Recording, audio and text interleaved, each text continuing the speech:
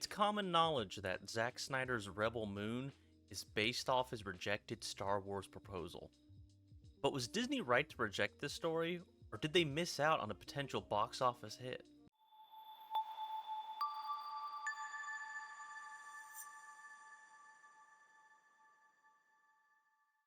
To start off, I'm going to say something I haven't said for a very long time. I agree with Disney's decision. The trailer for this film really showed it off as a Star Wars knockoff, but the actual film, not so much. Zack probably reworked the script and story a lot to make it the original IP, but you can see where the Star Wars stuff would have been, especially with the visuals. But the story would have felt not like Star Wars, and I don't think it would have worked in the universe. So kudos to Disney for finally saying no to a bad Star Wars idea.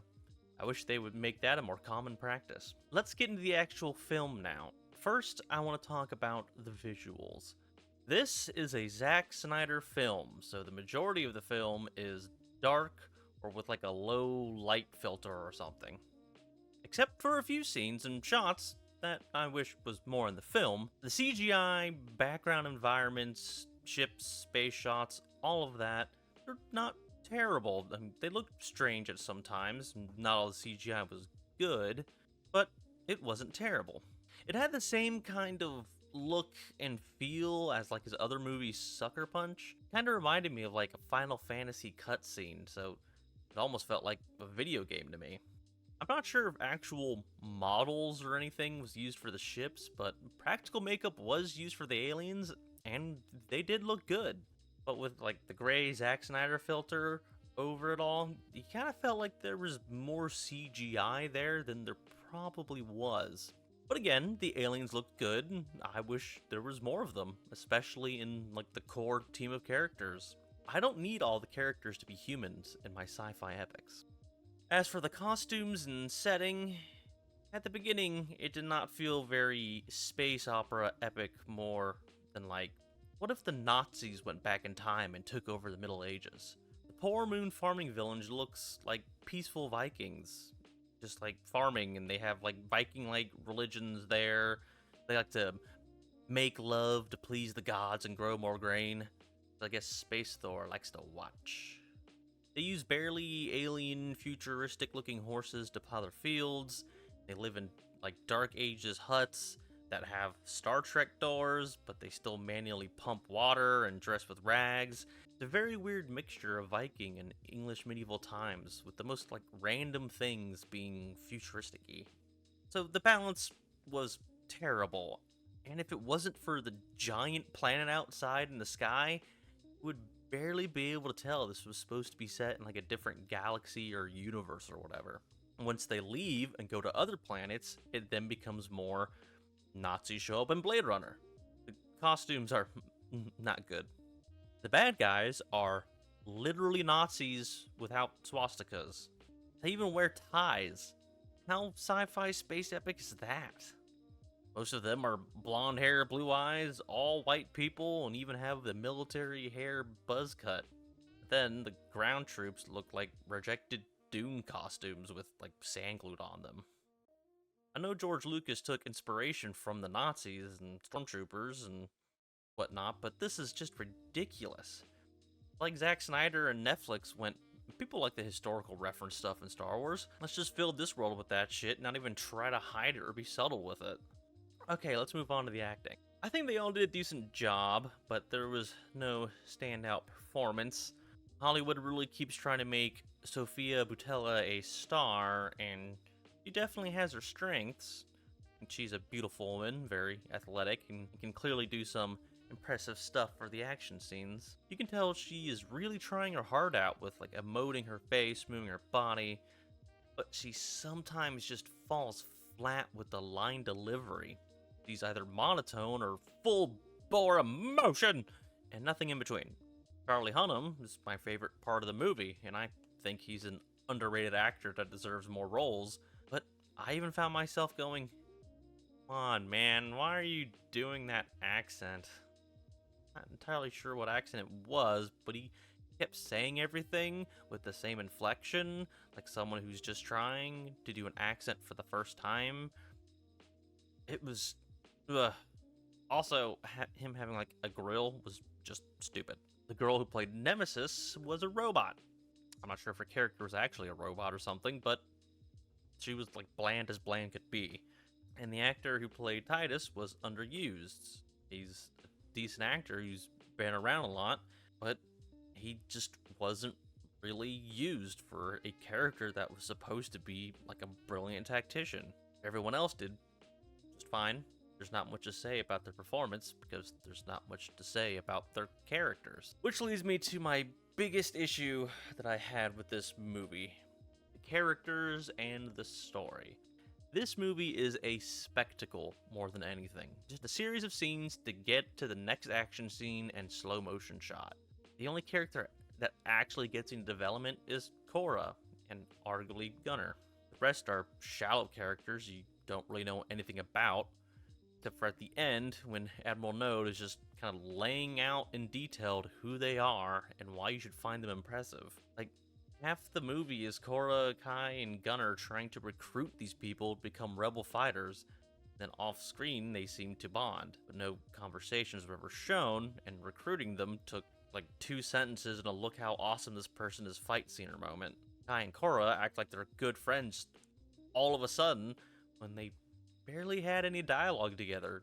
Just don't get invested in any of these relationships or people. Nothing at all seems like a real challenge or obstacle for the characters to overcome.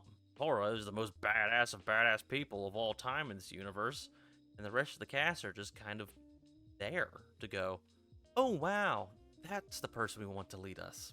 Korra being so impressive leads me to my next point: the fight scenes. Again, Sophia Boutella, or whatever, is clearly very good at doing fight scenes. I bet she loves doing them. After her breakout in Kingsmen, it seems like, that's what Hollywood wants her to do. But unlike Kingsmen, where she was quick and deadly with her prosthetic legs, in this she's like punching and throwing around men more than twice her size. I appreciate they tried to have her doing it with a weapon or tool or something, and Sophia is clearly in very good shape. They still do the same thing Hollywood is obsessed with doing these days, is having this 100-pound soaking wet girl toss around, stop hits, or tank hits from over 200-pound jacked men. All they did to justify this is say she is highly trained and a former officer from the ranks, and that they show she's like farm tough. She isn't an alien humanoid, hasn't been experimented on, there's no cybernetic enhancements, nothing. Hell, they could have said she was like born on a planet with higher gravity, so she's stronger than most people kind of thing. A science fiction and space setting allows you to be creative and come up with answers to these things more than any other kind of movie or show, and they did nothing with it. They even did it with this other smaller former soldier dude. Everyone else is twice his size, but he does like one hit you're down to all these guys. By the way, what happened to this dude? This fight scene happened, and then he was just gone. They didn't even do a throwaway, oh, you stay here and protect the village while we go get an army scene. He's just not in the movie after this. But anyway, back to the action scenes. They are very Zack Snyder. Slow motion is way overused, and it feels like he's trying to get back to the magic he had when doing the fight scenes in 300. The blasters look vaguely space-like, but function like modern weaponry, and you even have to pull back a hammer or cock it. They have like smoke coming out of it, as well as the blaster bolt. So is it like a metal bullet that just moving so fast it turns into plasma or something? Seems a little nitpicky, I know, but it just seems weird and bothers me. Also, I don't understand how powerful these things are supposed to be. They're futuristic space guns that go right through people like butter and still damage the wall behind them, but then they can't penetrate a wood table? This is the part of the problem with having the lower worlds be in more primal-like settings. The bad guys are supposed to be world-destroying people with powerful technology and weapons. then they shouldn't be able to just hide behind some wood or drywall and be fine.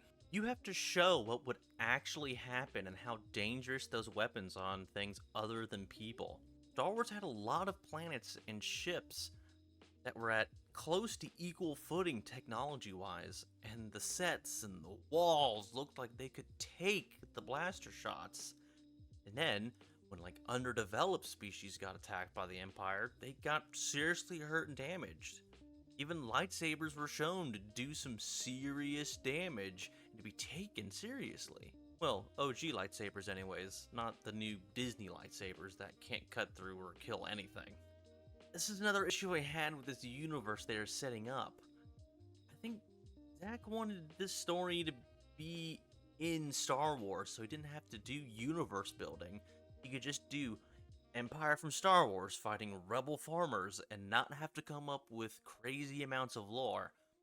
This universe, galaxy, whatever it is not set up well. You're just thrown into it and barely given any sort of answers and explanations as to what things are. You get more questions than answers, and you're just kind of shown things. They even have a guy who's just a farmer wanting to help save his people and tagging along. He could have been the character that you drive all this information through. He could have a vague understanding of the war and the political landscape, but be ignorant to the, other planets and real world picture. So, they have, as they go along at their adventures and travels, the other characters can explain things to him and, in turn, the audience. But no, they don't do anything like that. Everyone in the universe knows what everything is. They've all been to all these places already, so no one needs to talk about it, and the audience just left like, I don't know what the fuck is going on, but there are space Nazis, and that guy's evil, and fuck squid monsters. As for things I liked, again, I liked Charlie Hunnam's character, and I liked Anthony Hopkins voicing the narrator and the robot. I like that it was a robot from a former enemy kingdom being reused by the enemy. It makes sense that they would take other kingdoms' assets and repurpose them, and I can even buy that they didn't really understand how advanced they were, and so they didn't suspect that, I think his name was Jimmy, would end up betraying them. Again, I also like some of the alien designs, and some of the tech was interesting. The idea of going to different planets of all different stages of technology had the potential to be cool, and even the idea of some of them being, similar to a point in time in our history and space Rome had me going, oh, that's kind of fun and interesting. But not enough care was put into what it would be like and the intermixing the technology and what kind of weaponry they might have. It was just a poorly executed, neat idea. I think that is all I have to say about Rebel Moon. It was a movie that was probably written with action shots and all the fights planned, and the story was filled in after just to make sure they got to the next storyboard moment. It was way too long with a lot of unnecessary slow-mo scenes that had nothing to do with the story. I think Disney was right to reject Zack's idea, and I don't think Netflix will be too happy with their purchase. I wouldn't call the movie bad or anything, but just kind of forgettable. I don't think this movie we talked about in the next few weeks, it's as mid can be, and I'm really not sure if I'll be watching the second part. Well, that's it for me. Please like and subscribe. Let me know what you thought in the comments below, and I will see you next time. Bye.